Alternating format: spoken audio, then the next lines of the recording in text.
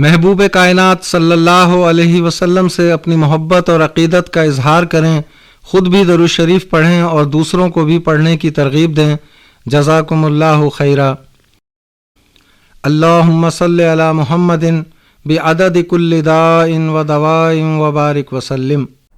اللہ تعالیٰ نے اس کائنات کے نظام کو چلانے کا ایک ضابطہ تیار کر رکھا ہے۔ مختلف کام یقیناً فرشتوں کے ذمے لگا رکھے ہیں، حالانکہ اللہ تعالیٰ فرشتوں کا محتاج نہیں ہے۔ وہ کن فیکون سے سارے کام لمحے بھر میں بلکہ اس سے بھی پہلے کرنے پر قادر ہے، مگر فرشتوں کے ذریعے سے مختلف معاملات کی انجام دہی در حقیقت اس کے نظام کائنات کا ایک طریقہ ہے کہ اس نے یہ نظام وضع کیا ہے۔ نبی مکرم صلی اللہ علیہ وسلم پر درود مبارکہ کے حوالے سے حضرت عبداللہ بن مسعود رضی اللہ تعالی عنہ فرماتے ہیں کہ رسول اکرم صلی اللہ علیہ وسلم نے فرمایا کہ اللہ تعالیٰ نے کچھ فرشتے زمین پر مقرر کر رکھے ہیں، وہ پوری دنیا میں ادھر ادھر چکر لگاتے رہتے ہیں، اور جہاں جہاں میرا امتی مجھ پر درود و سلام پڑھتا ہے تو وہ درود و سلام فرشتے مجھ تک پہنچا دیتے ہیں۔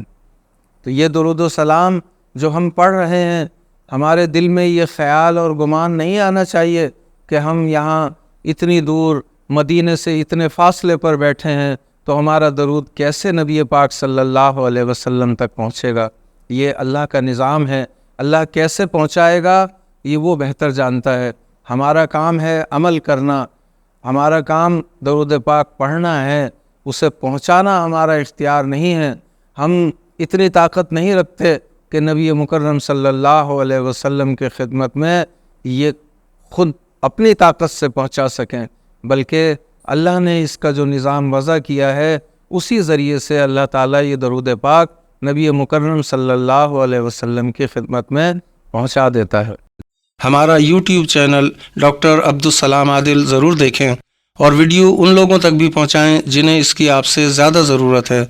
ویڈیو پسند آئے تو چینل کو سبسکرائب کریں اور بیل آئیکن پر کلک کرنا نہ بھولیں تاکہ چینل پر آنے والی ہر ویڈیو آپ کو فوراً مل سکے۔